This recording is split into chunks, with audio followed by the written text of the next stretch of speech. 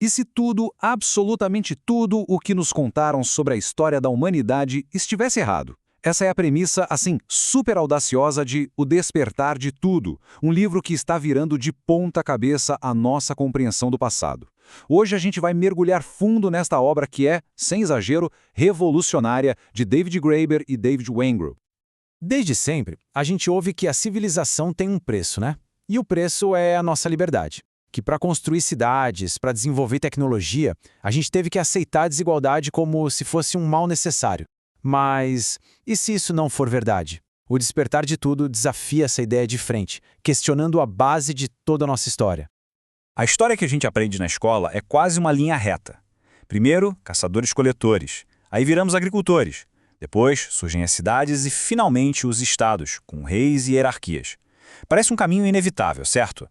Pois bem, Graeber e Wengrow pegam essa linha do tempo e, partem ela no meio, mostrando que a história humana foi muito mais caótica, criativa e, francamente, bem mais interessante do que isso. Essa ideia de uma progressão linear não é de hoje, não. Ela vem lá do Iluminismo e foi super popularizada por best-sellers modernos como Sapiens, do Yuval Noah Harari. São histórias que prendem a atenção, claro, mas que, segundo os autores, simplificam demais as coisas. Elas contam uma história com um final já definido, sabe? Apresentando a desigualdade e o Estado como se fosse o nosso destino inevitável. Basicamente, o roteiro padrão é uma história meio triste. Para a gente se tornar civilizado, a gente teve que se acorrentar, abrindo mão da igualdade em troca do progresso. A conclusão é que a hierarquia não foi um acidente, mas uma necessidade. Mas e se essa história estivesse fundamentalmente errada? É exatamente aqui que O Despertar de Tudo se torna um livro de fato revolucionário.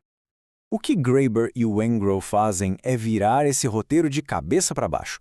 Usando novas evidências da arqueologia e da antropologia, eles mostram que nossos antepassados não eram ingênuos, muito pelo contrário.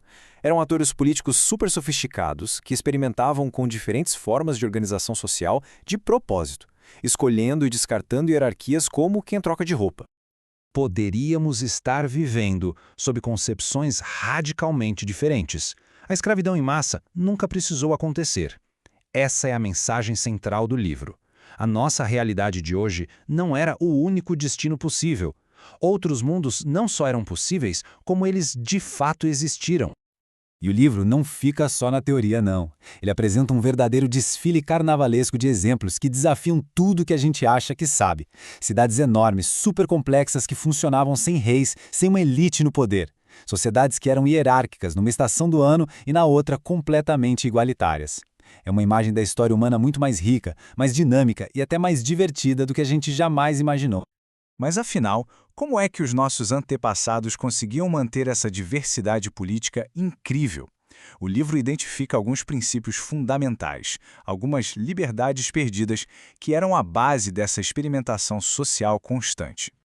Os autores apontam 3 liberdades fundamentais que a maioria das sociedades antigas tinha como garantidas.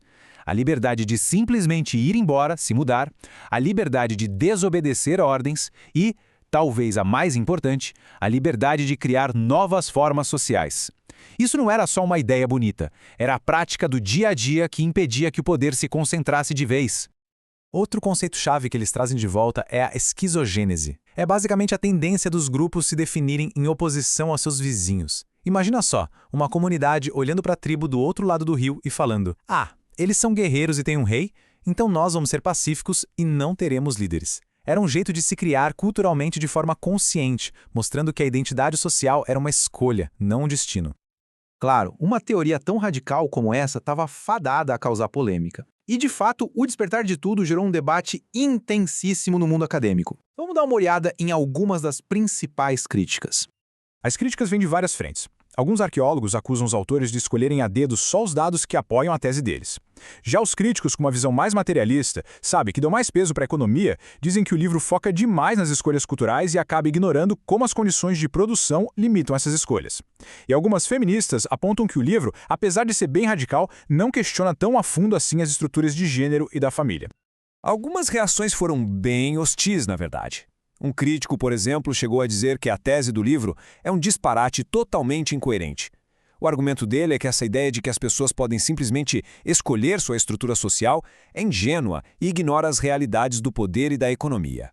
Mas olha que interessante, os próprios autores parecem que já esperavam esse tipo de debate. O David Wengrow esclareceu que o objetivo nunca foi apresentar uma teoria final, fechadinha, mas sim limpar o terreno ideológico, ou seja, desafiar as velhas certezas para que novas conversas e novas pesquisas pudessem começar.